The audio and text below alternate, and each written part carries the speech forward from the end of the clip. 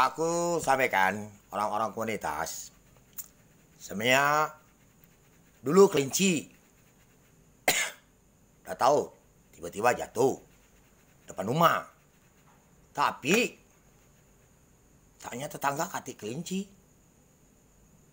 digigit anjing itu. Nah, saya takut kamu disedot, bawa, dibunuh sini. Saya udah tahu, karena bro ini ada yang benar-benar etika yang bagus, punya nenek yang sudah hebat. Kalau kamu salah dibawa. Nah, saya ngeri ya, kalau misalnya kamu sampai itu rumput-rumput jatuh, aku nggak tahu, sampai kayak main galau semua. Saya pergi lihat, paginya tidak hati lagi, karena saya tidur. Gitu. Yang lain tak berani ngomong robonya. Tak tahu kasar apa.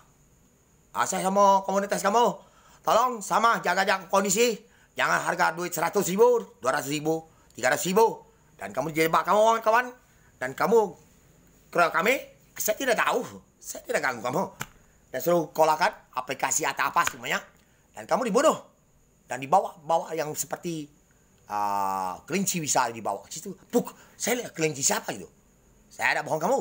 Dan dengan posisi dulu YouTube, ada cewek-cewek semua pakai kuping kelinci dulu. Oke, terima kasih ya. Selamat malam.